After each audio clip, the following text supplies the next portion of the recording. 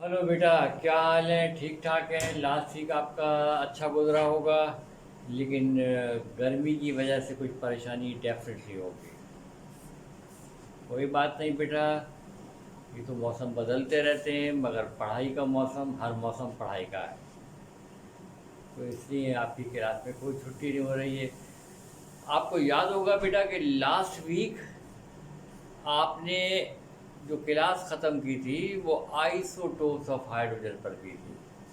तीन आइसोटोप बेटा डिस्कस किए थे आपने, प्रोटियम, ड्यूटेरियम और ट्रीटियम। याद आ गया? कॉपी खोलकर चेक कर लो। सही है।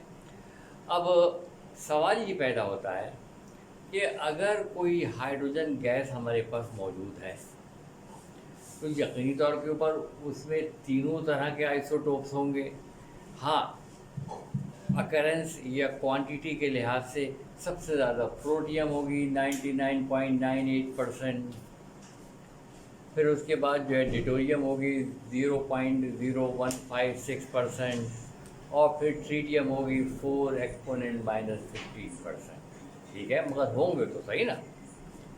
लिहाजा अब अगर आपने इन आइसोटोप्स को सेपरेट करना है तो हम डिस्कस करेंगे separation of isotopes of hydrogen. जब आपने बेटा 5 ईयर पेपर देखो, जैसा कि उरूज ने देखा था मेरे ख्याल से, तो आपको ये मालूम हो गया होगा कि ये सवाल भी आ सकता है कि सेपरेशन ऑफ आइसो, अभी इस पर थोड़ा सा काम आपने और करना है। आइसोटोप की सेपरेशन पढ़नी है और हैवी वाटर के बारे में पढ़ना है, और बोरोन के हाइड्राइड को डिफाइन और उसकी प्रिपरेशन डाइबोरोन की, वो भी बेटा ये सब कुछ इंशाल्लाह आज ही हो जाएगा। ठीक है। हाँ बेटा, तो आइसोटोप्स ऑफ हाइड्रोजन कई तरीकों से बेटा ये सेपरेट हो सकते हैं, मगर इन आइसोटोप में बुनियादी फ़र्क क्या है? तीनों आइसोटोप में या किसी भी एलिमेंट के आइसोटोप में जो बेसिक डिफरेंस होता है वो न्यूट्रॉनों की डिफरेंस की वजह से एटॉमिक मास का होता है। एटॉमिक नंबर तो सेम होता है, मगर एटॉमिक मास डिफरेंट होता है। ठीक है। लिहाजा आइसोटोप्स को सेपरेट किया जा सकता है उन प्रॉपर्टीज़ की मदद से जो एटॉमिक मास पर मुनहसर हो। तो वो प्रॉपर्टी प्रोटियम की कुछ और होगी, क्योंकि प्रोटियम का एटॉमिक मास कुछ और है। ड्यूटेरियम की कीमत कुछ और होगी उस प्रॉपर्टी की, और ट्रीटियम की कुछ और होगी। जैसे डेंसिटी की बात आए तो डेंसिटी में फ़र्क होगा। ठीक है। तो लिहाजा ऐसी प्रॉपर्टीज़ की मदद से विच आर मास डिपेंडेंट, जो मास डिपेंडेंट है, ऐसी प्रॉपर्टीज़ की मदद से हम सेपरेट कर सकते हैं आइसोटोप्स ऑफ हाइड्रोजन को भी। आइसोटोप्स ऑफ हाइड्रोजन को भी हम सेपरेट कर सकते हैं। ठीक है। तो ये इतनी बात मैं यहाँ लिख रहा हूँ। आइसोटोप्स, अगर आप हाइड्रोजन की बात कर रहे हो तो चलो हाइड्रोजन की बात कर लो, लेकिन ज़रूरी नहीं है तो हर एलिमेंट के आइसोटोप में सेम बात ही होगी। Isotopes of hydrogen have different atomic mass. Atomic mass क्या है बेटा? ये different, have different atomic mass. So these isotopes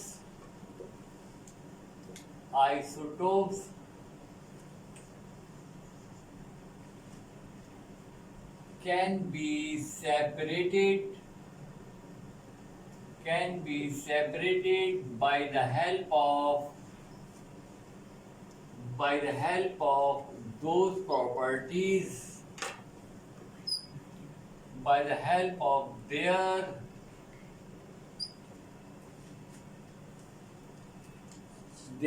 those properties, those properties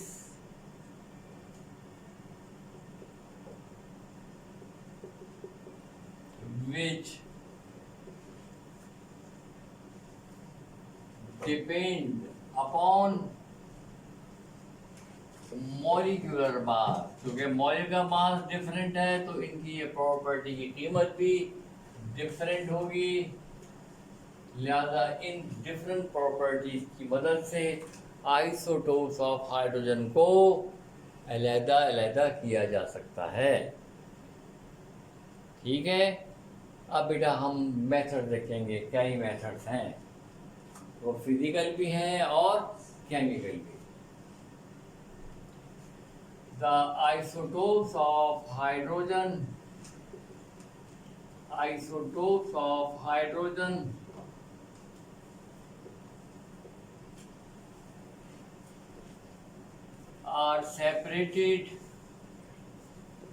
are separated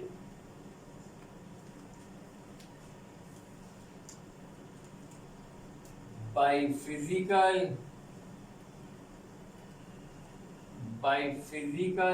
and chemical method,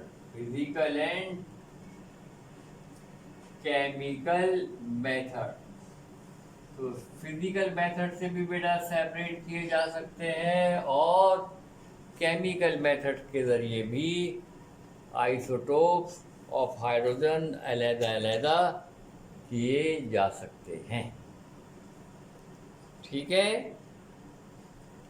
लेकिन एक बात क्लियर हो बेटा कि फिजिकल मेथड अच्छे होते हैं, केमिकल मेथड के मुकाबले में फिजिकल मेथड्स की तादाद भी ज़्यादा है।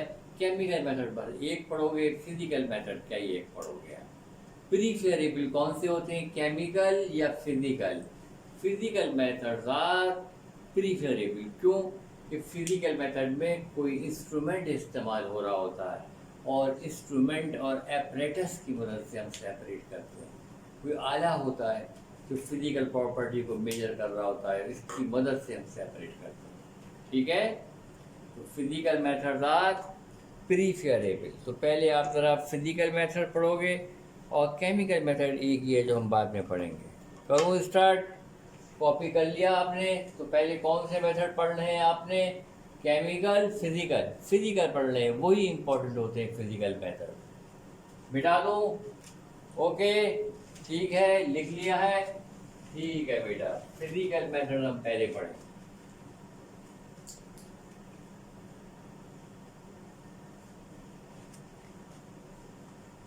फिजिकल मेथड काबिल तरजीह है, तवज्जो इन्हीं पे होती है, फिजिकल मेथड का इंतखाब किया जाना चाहिए।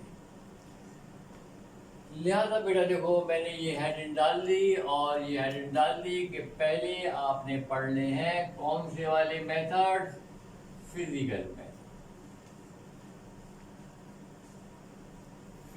मेथड।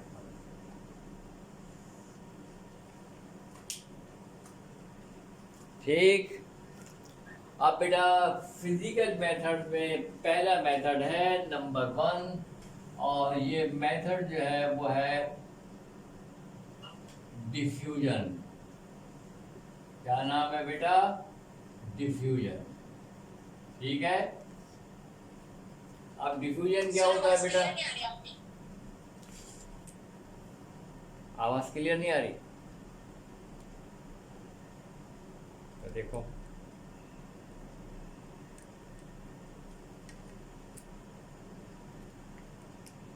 ठीक कर रहे हैं बेटा, एक सेकंड आप रुको।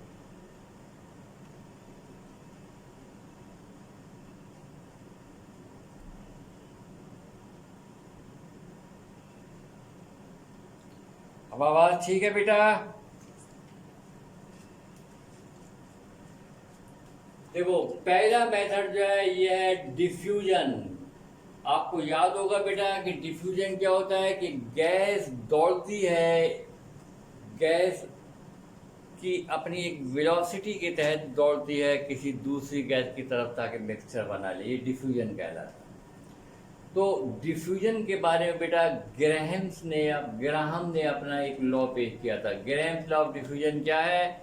According to Graham's law of diffusion, rate of diffusion is inversely proportional to the square root of density,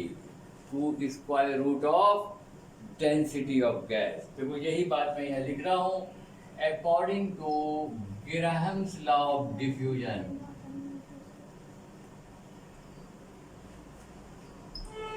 according to Graham's law of diffusion, Graham's law of diffusion, the rate, बेटा rate से क्या मुराद है? Velocity, the rate of diffusion, the rate of diffusion of a gas is inversely proportional, inversely proportional, inversely proportional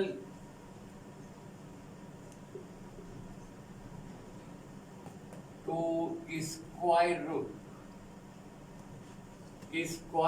root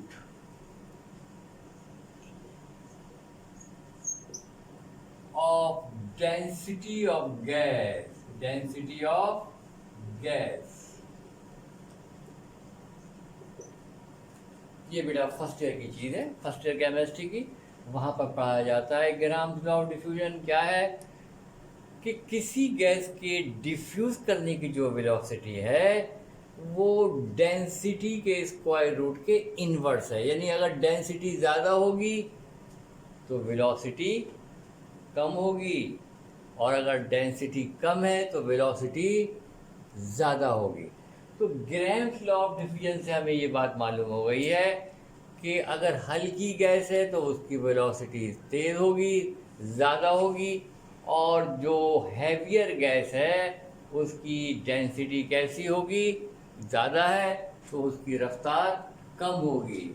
तो it is clear, it is clear, yeah, it is obvious, that is clear that lighter gases diffuses faster than heavier gases,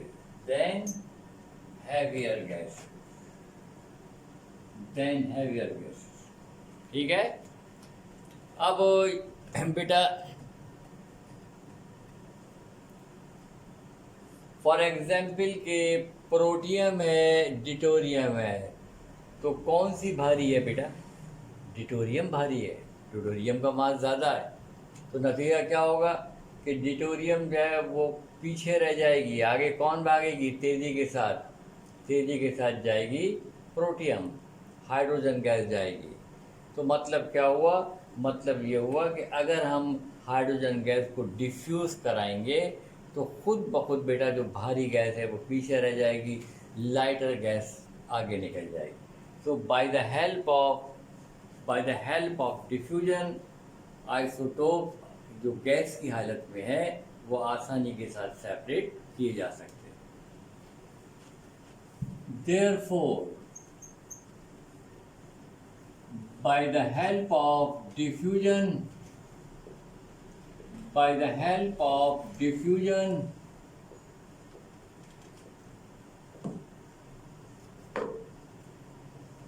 isotopes of hydrogen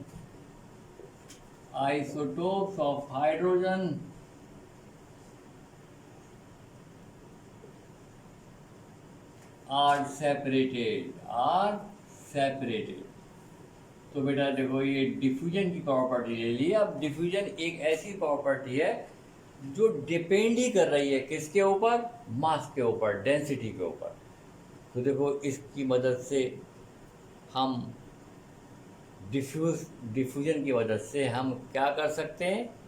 गैसों, इसी gas के जो भारी और lighter isotopes हैं आगे और पीछे करा के हम इन्हें अलग-अलग जमा कर सकते हैं। तो ये बेटा एक मेथड हो गया डिफ्यूजन।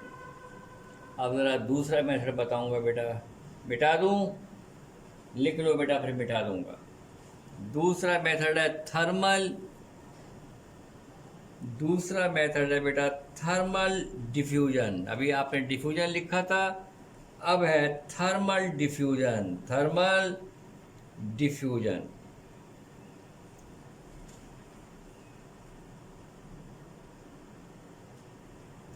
मिटा दूं?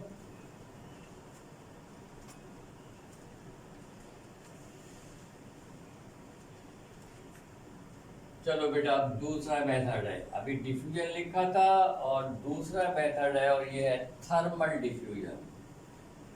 अब डिफ्यूजन है मगर हीट की मदद से है, थर्मल डिफ्यूजन।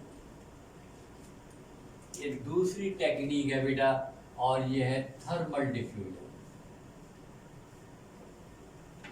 Thermal diffusion. आप सबने आज चाय बनाई थी? नहीं बनाई? मम्मी बनाती हैं। अगर चाय बनानी तो आप सबको आती हो। पानी बॉईल करते हो, तो जब बेटा पानी बॉईल होता है, तो पानी में जब उबाल आ रहा हो, है ना, उबाल क्यों आता है? इसलिए आता है उबाल, पानी बॉईल, इस जब आप गर्म कर रहे होते हो तो जो पानी हीट एब्जॉर्ब कर लेता है वो लाइटर हो जाता है, और लाइटर होने के बाद जो लाइटर वाटर है वो ऊपर आ जाता है, और जो निस्बतन कम टेम्परेचर वाला, करीबन लेस टेम्परेचर वाला ठंडा या लेस टेम्परेचर वाला पानी है, भारी होने की वजह से वो नीचे आ जाता है। तो देखो, ये आप सेपरेट कर रहे हो ना, ये इसी प्रोसेस को जहन में रखो, इसी प्रोसेस को जहन में रखो कि क्या करते हैं बेटा, हम गैस गैस को टेम्परेचर देते हैं एक इनक्लोज या एक सील ट्यूब के अंदर। चुनाचे वो आइसोटोप, वो पोर्शन, वो आइसोटोप कि जो हीट को एब्जॉर्ब करेगा, हल्का, जो हल्के होंगे वो करेंगे, जो लाइटर आइसोटोप्स हैं वो कहाँ चले जाएंगे, वो हीट को एब्जॉर्ब करके ऊपर वाली हीट वाले पोर्शन में चले जाएंगे, और जो हैवियर आइसोटोप्स हैं वो मुकाबलतन ट्यूब के बॉटम वाले हिस्से में आ जाएंगे, जहाँ पर के टेम्परेचर कम है, टेम्परेचर कम है। ठीक है, तो ये है बेटा बाई थर्मल डिफ्यूजन, इसके ज़रिए हम सेपरेट करते हैं।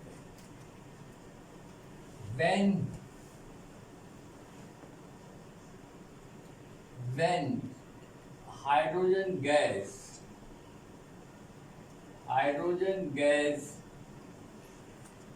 is heated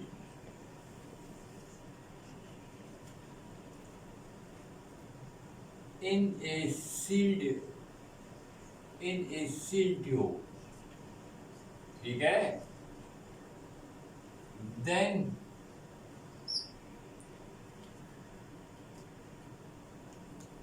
क्या लिखूं बेटा, लाइटर आइसोटोप्स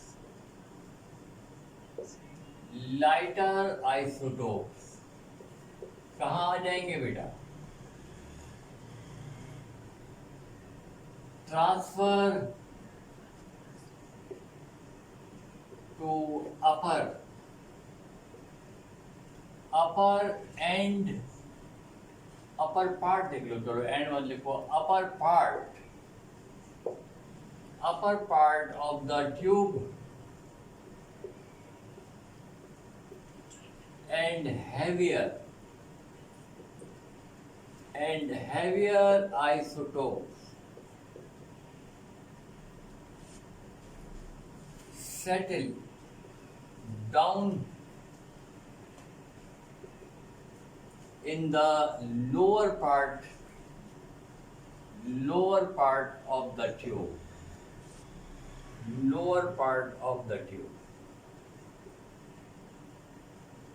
बस इसमें आपने सील ट्यूब में गर्म करना है, तो जो लाइटर वाले हैं वो हीट को एब्जॉर्ब करके, लाइटर हल्के होने की वजह से ज़्यादा हीट एब्जॉर्ब करेंगे और ऊपर चले जाएंगे, और जो हैवियर वन है बेटा वो सेटल डाउन हो जाएंगे in the lower part of the tube. तो इस तरह से भी बेटा हम सेपरेट कर सकते हैं, ऐसे भी कॉपी कर लो बेटा। अब तीसरा मेथड बताने वाला हूँ आपको मैं, लेकिन इसे कॉपी करो पहले। और तीसरा मेथड है बेटा, और वो है डिस्टिलेशन। तीसरा मेथड है और वो है डिस्टिलेशन, लेकिन पहले वो उतार लो, फिर इसको भी आप लिख लोगे डिस्टिलेशन।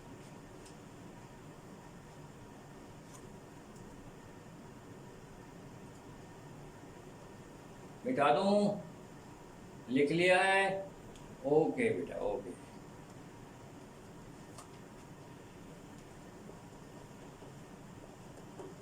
ओके।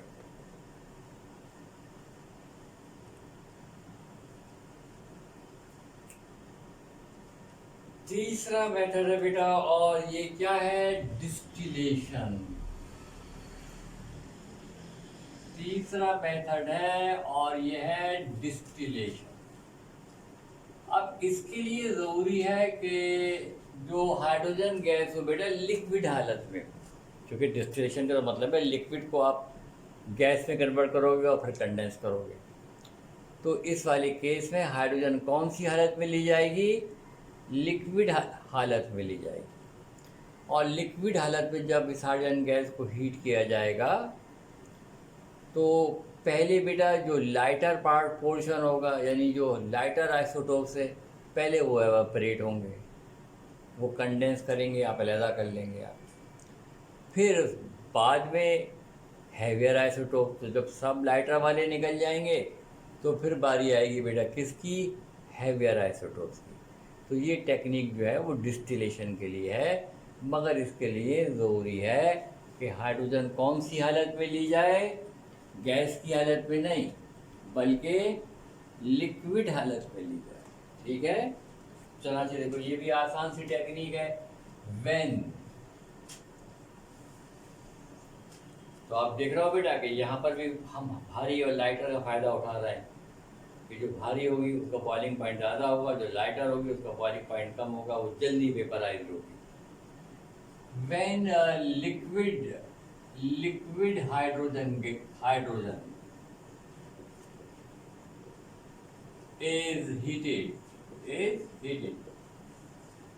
बस बेटा यहाँ पर हम सिर्फ मेथड का जिक्र कर रहा है, कोई मतलब एक सिर्फ और सिर्फ एक जो है वो जो लॉजिक है वो पेश कर रहा है, कोई एपरेटस डिज़ाइन नहीं कर रहा है कि भाई वो तो बहुत लंबी चौड़ी बात हो जाएगी। तो सिर्फ आपको ये बताना है कि टेक्निक्स क्या है, किस टेक्निक के ज़रिए आपने सेपरेट करना है।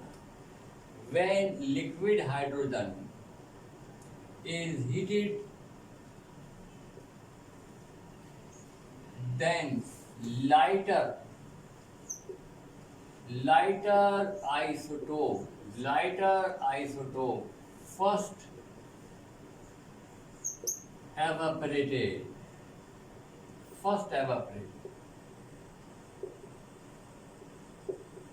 then heavier isotopes are evaporated.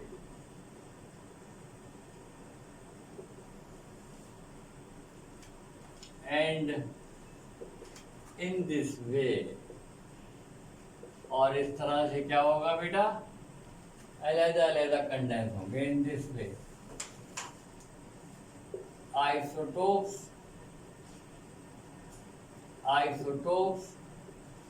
are separately condensed। पहले एक कंडेंस कर लिया आपने, दोबारा लिक्विड में हालत में जाए ठंडा करके, और फिर हैवियर वाले कंडेंस हो गए, लेकिन पहले एवापोरेट किया और फिर कंडेंस किया। तो ये भी बेटा एक टेक्निक है, इसको भी लिख लो बेटा।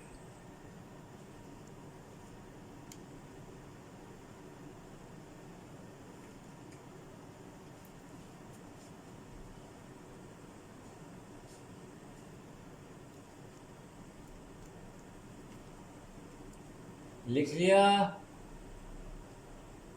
चौथा जो मेथड है बेटा वो डिस्टिलेशन से ही रिलेटेड है, बस अलग से एक हेडिंग देख के हम एक इजाफा कर रहे हैं।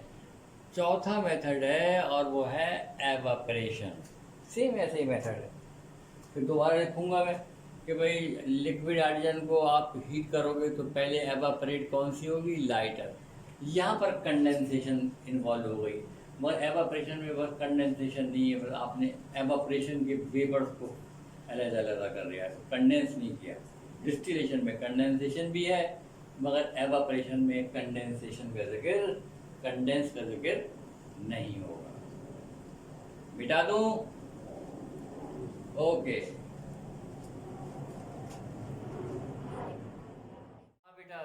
कुछ डिस्टरबेंस हो रही थी, तो ज़रा इसको देखा है, तो इससे थोड़ा सा 5 मिनट आपको लेट यहाँ पर कनेक्शन मिला होगा। ठीक है, अब आई होप सो कि ज़रा क्लियर होगा। तो डिस्टिलेशन की टेक्निक बेटा आपने लिख ली। डिस्टिलेशन क्या थी कि इसमें लिक्विड हाइड्रोजन को जब आप गर्म करेंगे तो पहले जो है वो लाइटर वाला पोर्शन जो है, लाइटर आइसोटोप, वो एवापोरेट होंगे, कंडेंस करेंगे, अलहदा कर लेंगे। बाद में हैवियर आइसोटोप जो बाद में, जिनका बॉइलिंग पॉइंट ज़्यादा होगा, वो बाद में एवापोरेट होंगे और फिर उन्हें कंडेंस करेंगे, और तो कंडेंस करते रहेंगे, अलहदा करते रहेंगे। ठीक है। चौथा मेथड जो है वो एवापोरेशन का है। इसमें कंडेंसेशन की ज़रूरत नहीं है इस मेथड में।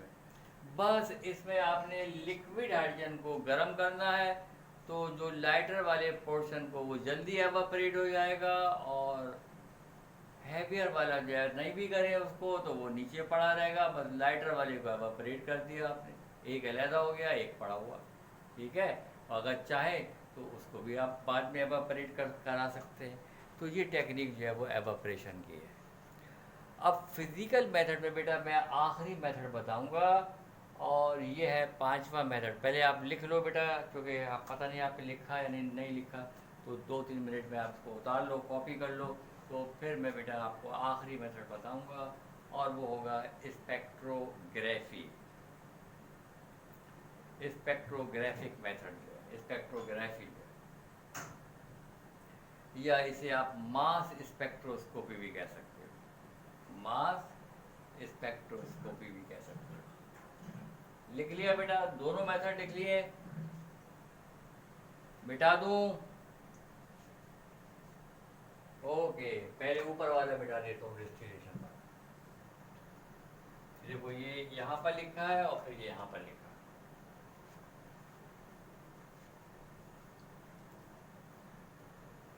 अब ये बेटा पांचवा मेथड है, और ये है कौन सा मेथड? स्पेक्ट्रोग्राफी। स्पेक्ट्रोग्राफी ये भी फिजिकल मेथड है, स्पेक्ट्रोग्राफी। स्पेक्ट्रोग्राफी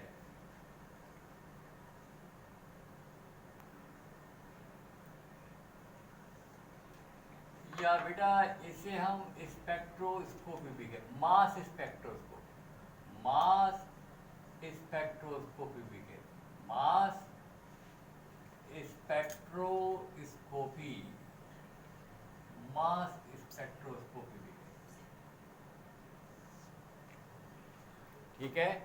असल में स्पेक्ट्रोग्राफ जो है वो एक एपरेटस है। इसमें क्या किया जाता है कि इसमें हाइड्रोजन गैस को लिया जाएगा। अब जाहिर है हाइड्रोजन गैस में डिफरेंट आइसोटोप्स मौजूद होंगे, तो क्या किया जाता है कि पहले एक चैम्बर में आइसोटोप्स को आइंस में कन्वर्ट किया जाता है।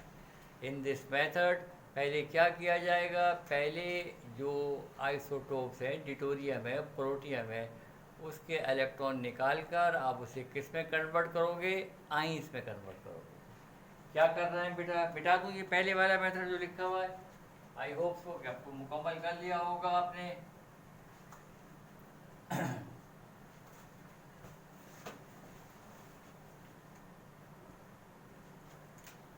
क्या करते हैं बेटा? इन दिस मेथड पहले क्या करेंगे? आइन में कन्वर्ट करेंगे। In this method first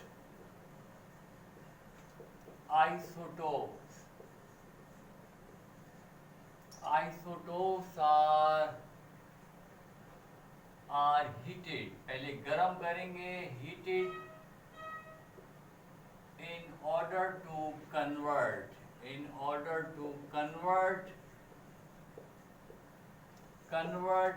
into their ions,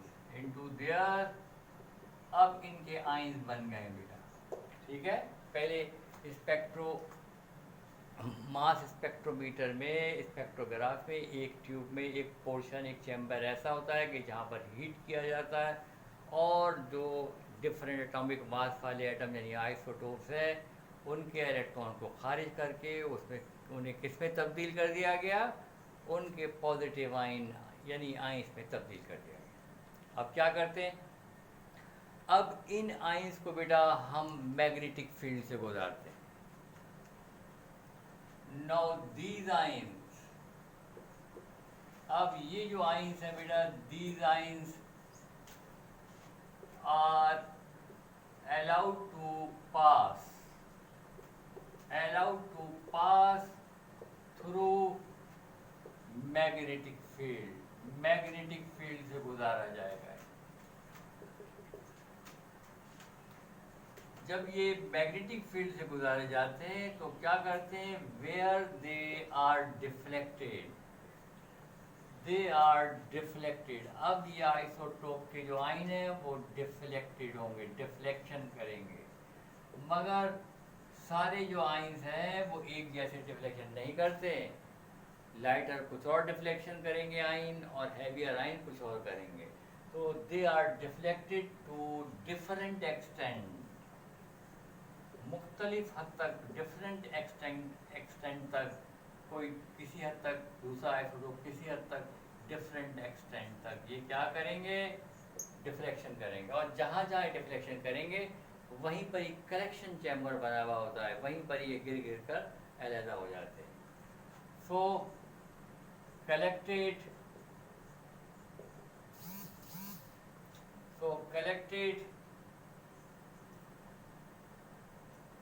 in their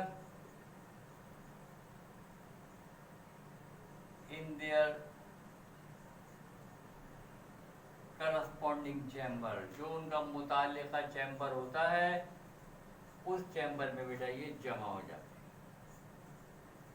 तो ये जो टेक्निक है बेटा ये स्पेक्ट्रोग्राफिक टेक्निक कहलाती है, स्पेक्ट्रोग्राफिक टेक्निक कहलाती है। तो ये बेटा 5 फिजिकल मेथड आपने लिख लिए हैं। कौन कौन सा मेथड, पहला मेथड क्या था सेपरेशन का, डिफ्यूजन। दूसरा मेथड क्या लिखा था, थर्मल डिफ्यूजन। तीसरा मेथड क्या लिखा था आपने, तीसरा मेथड लिखा था बेटा आपने डिस्टिलेशन। चौथा मेथड क्या लिखा था, एवापरेशन। पांचवा मेथड क्या लिखा है, स्पेक्ट्रोग्राफी और मास स्पेक्ट्रोस्कोपी।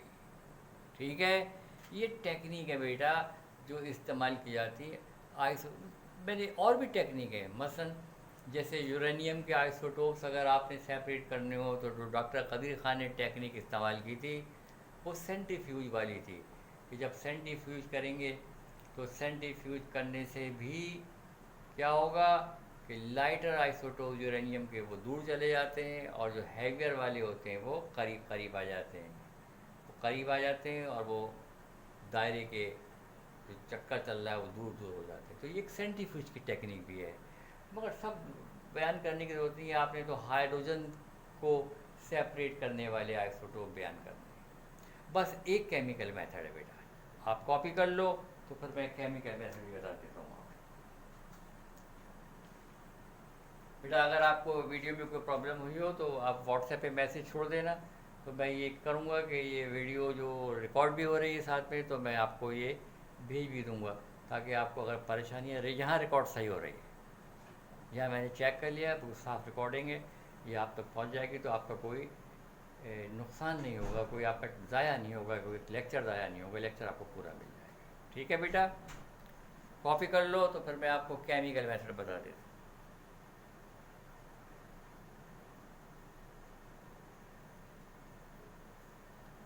मिटा दूँ,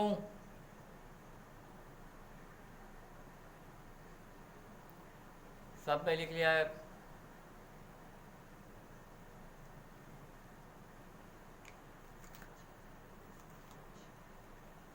रूज ने भी लिख लिया बेटा,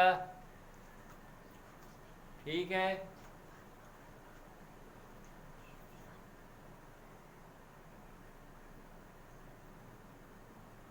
मिटा दूँ, ओके सही।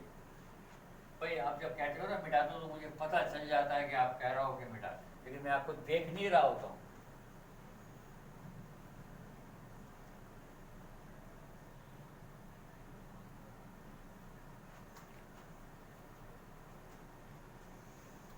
अब बेटा केमिकल मेथड एक ही है मेरे अपने ख्याल के अंदर, केमिकल मेथड एक ही यहाँ पर आपके लिए है। क्यों? मैंने पहले बता दिया कि असल में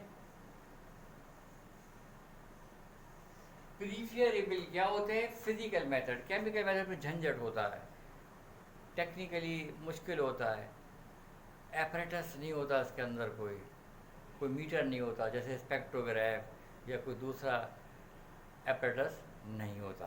तो इसे प्रीफर किया जाता है कि फ़िज़िकली हम काम कर सकें। जैसे हमारी जितनी भी लेबॉर्ट्रीज होती हैं, आगा खान की लेबॉर्ट्री, बायोकेमिकल टेस्ट जितने भी होते हैं, बायोलॉजिकल टेस्ट जितने भी होते हैं, ये सब फिज़िकल यानी ये एपरेटस की मदद से किए जाते हैं। बेटा ये मेथड फिजिकल केमिकल मेथड कौन सा है? ये है बेटा फ्रैक्शनल इलेक्ट्रोलाइसिस। फ्रैक्शनल एक ही मेथड है, क्योंकि इसमें इलेक्ट्रोलाइसिस आ रही है तो इसलिए मैं ये कहूँगा कि इलेक्ट्रोलाइसिस तो केमिकल रिएक्शन है, कोई फिजिकल थोड़ी है।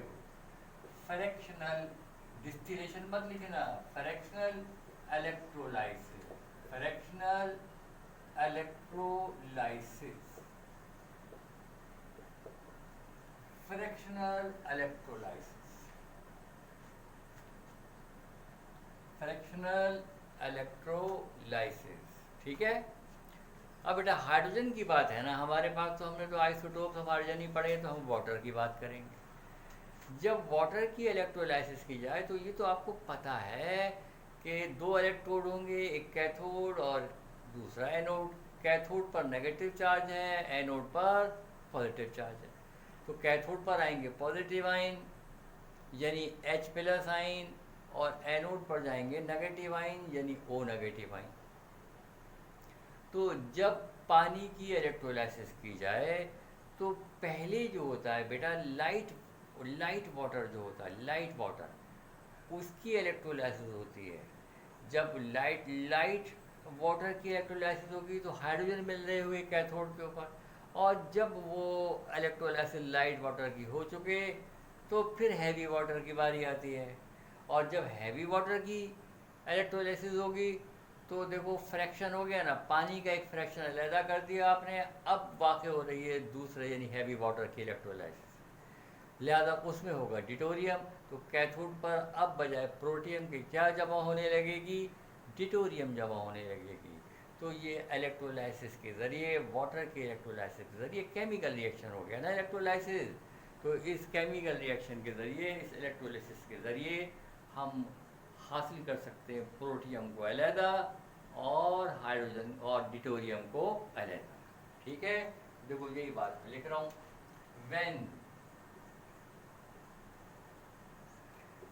when alkalified water is electrolysis की जाए, जब इसकी इलेक्ट्रोलाइसिस की जाए तो क्या होगा? बेटा? देन फर्स्ट इलेक्ट्रोलिसिस ऑफ कौन से वाटर की होगी बेटा? Electrolysis of ordinary water. Ordinary water की इलेक्ट्रोलिसिस वाकई होती है। Ordinary water occurs which gives hydrogen, या ये लिखो light isotope of hydrogen, light isotope of hydrogen यानी प्रोटियम यानी common H, light isotope of hydrogen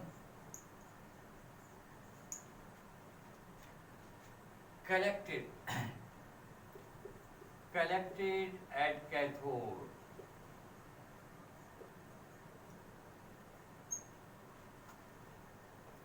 and then जब ये मुकम्मल हो जाएगा बेटा, then इलेक्ट्रोलाइसिस ऑफ, अब किसकी होगी बेटा? जो बचा कुचा हैवी वाटर है, electrolysis of heavy water, electrolysis of heavy water. कौन सा heavy water? D2O, deuterium oxide. occurs, which gives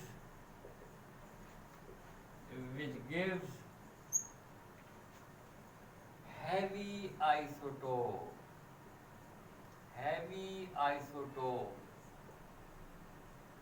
of hydrogen। और अब ये हैवी आइसोटोप कौन सा वाला है बेटा? डिटोरियम है, डी। मिलेगा कैथोड पर, एट कैथोड। तो बेटा ये इलेक्ट्रोलाइसिस हुई है, मगर फ्रैक्शनल इलेक्ट्रोलाइसिस है। पहले एक फ्रैक्शन वाटर का इलेक्ट्रोलाइज हो गया और फिर दूसरा फ्रैक्शन जो है वो इलेक्ट्रोलाइसिस हो गया। ठीक है, तो बेटा ये टॉपिक आपका ख़त्म हो गया। क्या ख़त्म हो गया? Method for separation of isotopes of hydrogen. Copy कर लो बेटा, कॉपी कर लो। तो फिर मैं आपको डेफिनेशन लिखाऊंगा, hydrides of boron, hydrides of boron. Side में हो गया हो बेटा, ताकि बोर्ड आपको पूरा नजर आए और आप कॉपी कर सको।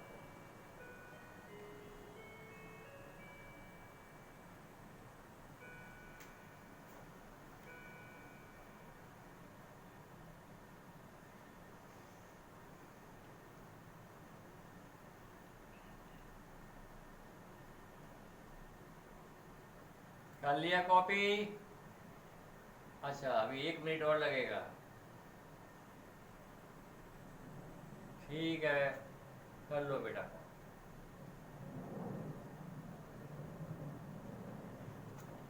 फातिमा ने भी कर लिया होगा। गुड, मिटा दूं? चलो ठीक है, मिटा देता हूँ। चलो बेटा, अब ये आसान सी एक डेफिनेशन और लिखनी है आपने, और वो क्या है बेटा? Hydrides of boron. आपने स्ट्रक्चर ऑफ डाइबोरेन तो बेटा लिख लिया है, पढ़ लिया है, समझ लिया। बड़ा इंपॉर्टेंट टॉपिक है स्ट्रक्चर ऑफ डाइबोरेन। तो डाइबोरेन क्या है बेटा? बोरॉन का ही हाइड्राइड तो है, बोरॉन का ही हाइड्राइड तो है। ठीक है, हाँ ये ज़रूर है कि डाइबोरेन एक हाइड्राइड है, और भी हाइड्राइड है बोरॉन के। तो हम ज़रा डिफाइन कर लें कि हाइड्राइड्स ऑफ बोरेन क्या होंगे बेटा। हाइड्राइड्स ऑफ बोरेन क्या होंगे? आपसे पूछा जा सकता है ना कि what are hydrides of boron. Hydrides of boron क्या है बेटा? हाइड्राइड्स ऑफ बोरॉन जो है, बोरॉन जो हाइड्राइड बनाता है उन्हीं को क्या कहा जाता है? बोरेन कहा जाता है, बोरेन। तो इसलिए देखो हमने ये लिखा था, diborane is an hydride of boron, लिखा था। तो अब बेटा देखो, हाइड्राइड्स क्या होते हैं? बाइनरी कंपाउंड होते हैं, जिसमें एक एटम तो हाइड्रोजन होता है और दूसरा कोई एक एटम। तो अब ये ऐसे कंपाउंड होंगे, हाइड्रोजन जो है वो दूसरा एक एटम जिसके साथ कंबाइन हो रहा होगा, वो कौन सा एटम होगा? बोरॉन होगा। तो हाइड्राइड्स ऑफ बोरॉन बेटा ये कैसे कंपाउंड्स हैं? ये ऐसे कंपाउंड्स हैं जिनमें हाइड्रोजन बोरॉन एटम के साथ कॉम्बिनेशन के साथ, hydrogen is found in combination with boron atom. ठीक है, these are से क्या मुराद है? Hydrides of boron. these are the compound, these are the binary compound। Binary समझ रहे हो ना? दो एलिमेंट हैं, एक हाइड्रोजन और दूसरा बोरॉन। तो these are the binary compounds of, these are the binary compounds in which hydrogen is found, hydrogen is found in combination, hydrogen is found in combination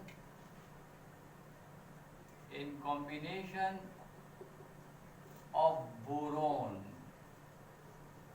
boron के कॉम्बिनेशन में जब hydrogen के binary compound बनेंगे तो ये क्या कहलाएंगे बेटा, हाइड्राइड्स ऑफ बोरॉन कहलाएंगे। और इन्हें हम आमतौर से क्या कहते हैं,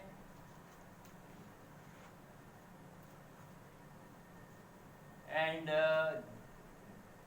कॉमनली नोन एज, क्या कहते हैं बेटा आमतौर से, कॉमनली नोन एज, ऊपर भी लिखा हुआ है कॉमनली नोन एज बोरेन, और इन्हें बेटा बोरेन कहा जाता है, और इन्हें क्या कहा जाता है, बोरेन कहा जाता है। मालूम हो गया बेटा कि what are the hydrides of boron. Boron के ये बाइनरी कंपाउंड है, हाइड्रोजन और बोरॉन जब कॉम्बिनेशन में होंगे बस यही दो एलिमेंट होंगे, एक हाइड्रोजन और दूसरा बोरॉन, तो ये binary compound of hydrogen boron हुए जिन्हें हाइड्राइड्स ऑफ बोरॉन कहा जाएगा। और कॉमन नेम क्या है इनका, borane, borane is the common name. ठीक है बेटा, there are two main types, कितनी है बेटा, दो main types, there are two, वैसे ज्यादा भी हो सकती है मगर कोई जिक्र जरूरी नहीं है, बस आप दो मेन टाइप का जिक्र करो। There are two main types of borane, borane की दो अहम किस्में हैं बेटा, बोरेन की दो अहम टाइप हैं बेटा, बोरेन की दो अहम टाइप है। बेटा दूं, लिख लो बेटा, मैं दोनों टाइप लिखूंगा एग्जाम्पल के साथ, मिटा दूं, ओके बेटा ठीक है, मैंने मिटा दिया। अब देखो बेटा, जो दो टाइप है उसमें एक टाइप ऐसी है, ये देखो बेटा, one type, one type of borane, देखो वन टाइप ऑफ बोरेन ऐसी है, विच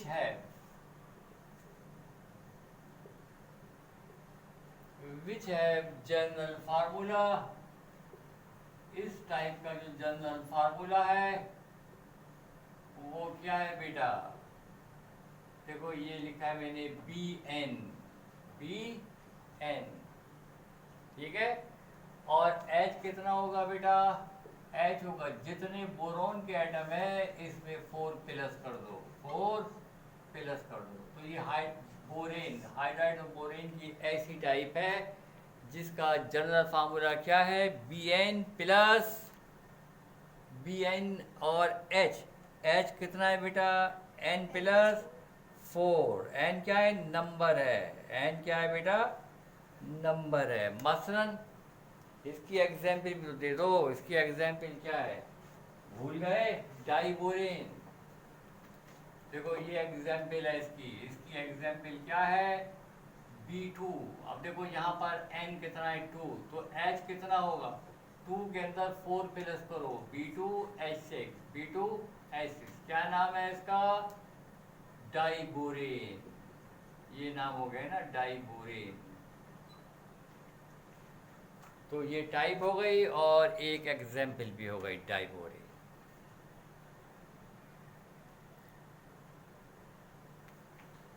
कर ली कॉपी, तो बोरेन की पहली टाइप ये है बेटा,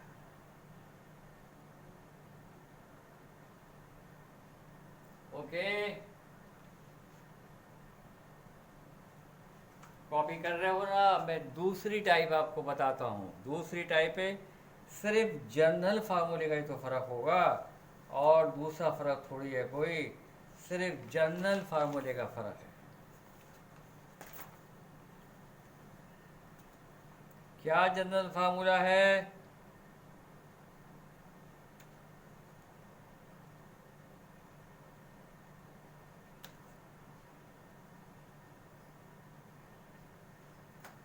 जनरल फार्मूला क्या होगा, आसान बात है बेटा, इसी में चेंज कर रहा हूँ बेटा।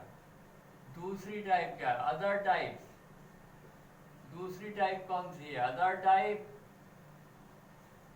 of borane which have general formula BnHn और +4 की जगह क्या आ जाएगा? +6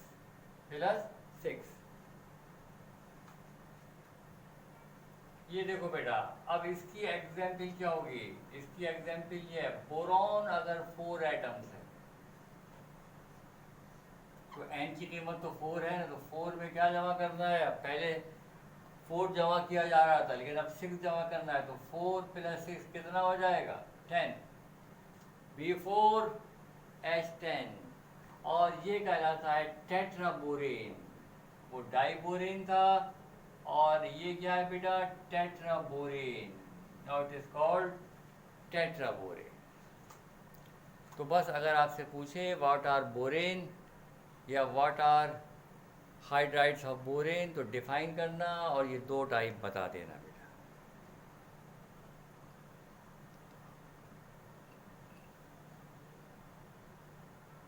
लिख लिया?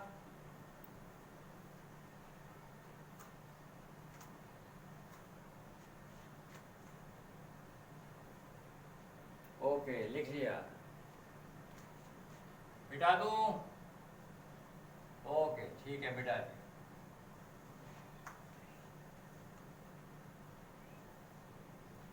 अब बेटा डाइबोरेन का आपने स्ट्रक्चर तो पढ़ा था ना, लेकिन ये भी हो सकता है कि आपके कॉमन जो बोरेन है वो डाइबोरेन है। ये भी तो हो सकता है कि क्या पूछ लिया जाए? Methods for preparation of diborane. तो ज़रा मेथड फॉर प्रिपरेशन देख लो diborane. Method for preparation of diborane.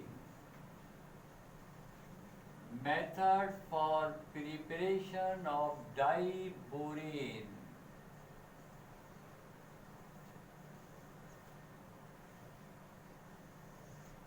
Method for preparation of diborane.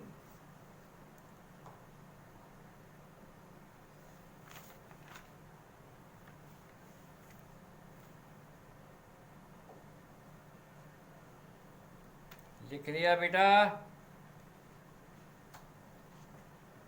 अब देखो बेटा, ये पहला मेथड बता रहा हूँ मैं आपको, और ये पहला मेथड है, और ये क्या लिखूँ मैं? पहला मेथड है और ये है from ionic hydride. From ionic hydride. Salt like या आयनिक हाइड्राइड, याद आ गया आपको? सॉल्ट डाइक या आयनिक हाइड्राइड, ठीक है? तो देखो बेटा, सॉल्ट डाइक या आयनिक हाइड्राइड, ये है बेटा देखो सोडियम हाइड्राइड NaH, ये एक आयनिक हाइड्राइड है, सही है? अब इसका रिएक्शन करा दो अब बोरॉन ट्राइक्लोराइड के साथ। बोरॉन ट्राइक्लोराइड के साथ तो क्या होगा? आप देख रहे हो कि जब इन दोनों का रिएक्शन कराओगे तो सोडियम क्लोराइड बनेगा और B के साथ ये H अटैच होगा। तो क्या बनेगा बेटा? देखो सोडियम क्लोराइड बनेगा NaCl, और प्लस क्या बनेगा? B2 और H6। B2 और H6, H नहीं लिखा था मैंने, डाइबोरेन बन गया। बैलेंस कैसे करोगे? आपको पता है ना कि इसको अगर आप वहाँ बोरोन के 2 एटम है तो उसको 2 से मल्टीप्लाई करो, क्लोरीन के 6 एटम हो जाएंगे, तो आपको सोडियम के भी 6 एटम चाहिए।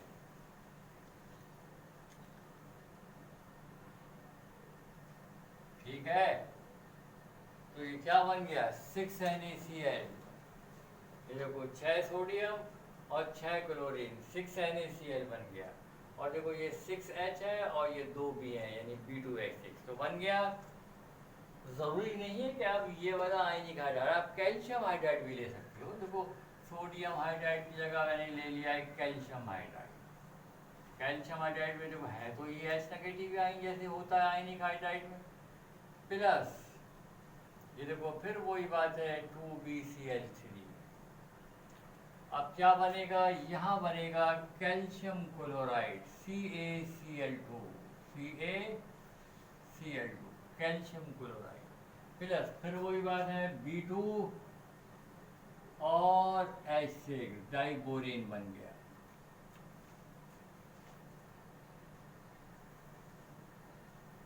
बेटा ये इक्वेशन भी आ सकती है मुकम्मल करने के लिए, एरो से पहले वाली चीज़ें दे दें और एरो के बाद आपसे कंप्लीट करें।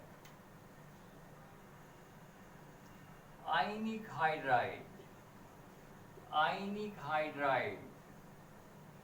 reacts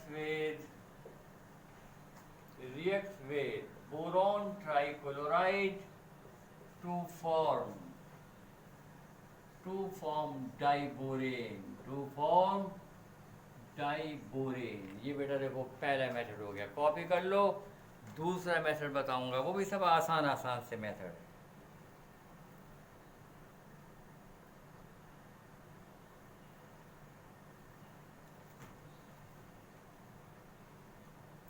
लिख लिया,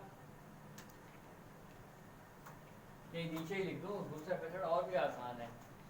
चलो दूसरा मेथड जो है वो ये है बाय रिडक्शन ऑफ BCl3। आप क्या करो, बोरॉन ट्राइक्लोराइड की क्या कर दो, रिडक्शन कर दो बेटा।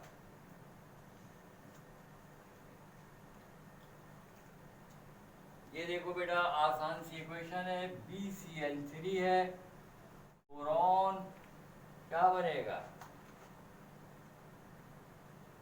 B2 और H6 बन गया, B2 और H6 यानी ये 2 लगा दो। ठीक है, और साथ में क्या बनेगा बेटा, क्लोरीन भी तो बनेगी। तो कितने बेटा यहाँ पर देखो 6 Cl है, तो 6 HCl भी बनेंगे। तो 6 और 6 12 हाइड्रोजन के एटम हो गए। तो यहाँ क्या लिखोगे 3H2 या 6H2 लिख लो बेटा। हाइड्रोजन रिड्यूसेस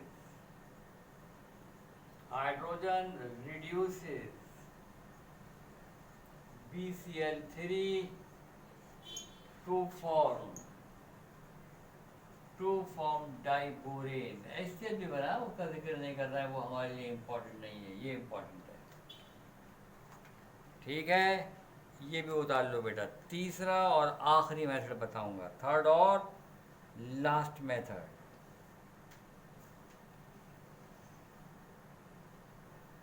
थर्ड और लास्ट मेथड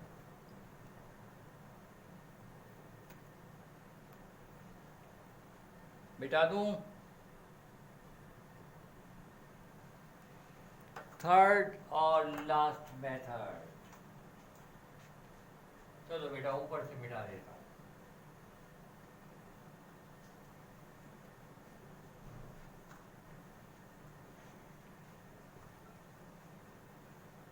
देखो बेटा मेथड ये है कि कॉम्प्लेक्स हाइड्राइड से भी बना सकते हो।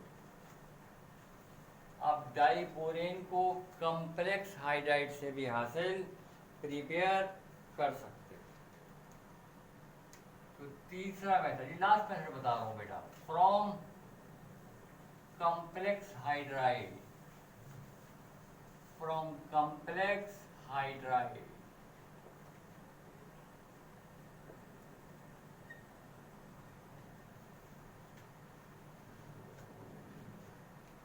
देखो बेटा कॉम्प्लेक्स हाइड्राइड किसी एक का नाम सोडियम एल्युमिनियम फ्लोराइड हो, ठीक है, यही है ना कॉम्प्लेक्स। सोडियम एल्युमिनियम हाइड्राइड ले लो, ये कॉम्प्लेक्स हाइड्राइड आ गया। सोडियम एल्युमिनियम हाइड्राइड ले लो। दूसरा भी ले सकते हो, सोडियम बोरॉन हाइड्राइड भी ले सकते हो। तो देखो हम क्योंकि हमने कॉम्प्लेक्स हाइड्राइड में बोरॉन चाहिए ना, तो हम ले लेते हैं बेटा Na। इक्वेशन पहले लिख रहा हूँ, डिस्क्राइब कैसे है बाद में करेंगे। ये है बेटा देखो Na और ये है BH4, ये बनाते हैं ना कॉम्प्लेक्स हाइड्राइड। कॉम्प्लेक्स हाइड्राइड लो बोरोन वाला, क्योंकि आपने बोरेन बनाना है। प्लस इसका रिएक्शन कराया जाता है बोरॉन ट्राइफ्लोराइड के साथ, बोरॉन ट्राइफ्लोराइड के साथ। अब देखो कॉम्प्लेक्स कंपाउंड तो यही रहेगा, मगर बस तब्दीली क्या होगी कि H की जगह H4 है ना, इसकी जगह फ्लोरीन एटम आ जाएंगे। तो क्या लिखूंगा मैं, देखो Na अपनी जगह मौजूद है और बोरॉन भी अपनी जगह मौजूद है, लेकिन यहाँ क्या आ गया बेटा, F4 आ गया। क्या आ गया, F4 आ गया। तो बस देखो क्या हुआ है, तब्दील क्या हो गया है, तब्दील ये है कि कॉम्प्लेक्स हाइड्राइड में जो H था वो रिप्लेस किसके साथ हो गया है बेटा, वो रिप्लेस हो गया है F के साथ। रिप्लेस किसके साथ हो गया है, ये F के साथ हो गया। और साथ में जो है वो बनेगा, क्या बनेगा, B2 और H6, B2H6 ये बनेगा। ठीक है, इक्वेशन को बैलेंस करना है। तो देखो बेटा ये 4 है ना और यहाँ 3 है, तो क्या करो बेटा कि इसको आप 3 से मल्टीप्लाई करोगे तो ये 12 हो जाएंगे, तो इसको 4 से मल्टीप्लाई कर दो आप, तो अब ये 4 बोरोन के एटम हो जाएंगे, 4 हो जाएंगे। ठीक है, तो देखो 4 ये है और एक ये 5, तो देखो 3 बोरोन के एटम ये हैं और 2 ये हैं, 5 हो गए। सही है, Na3 है तो इसको भी 3 से मल्टीप्लाई करो,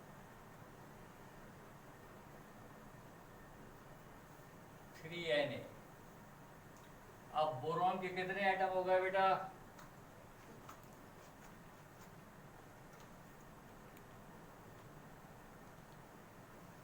बैलेंस कर रहे हो या मैं करूं बेटा, बस B2H6 को ट्वाइस कर दो ना, ये देखो B2H6 को मैं ट्वाइस कर दिया। तो देखो बोरॉन के इधर कितने एटम है, 7 है, 3 ये है और 4 ये है, 7 इधर भी देखो 3 से मल्टीप्लाई, 3 ये है और 4 ये है, इक्वेशन बैलेंस हो गई। तो ये बेटा एक और मेथड था B2H6 डाइबोरेन को तैयार करने का। खत्म हो गई बात।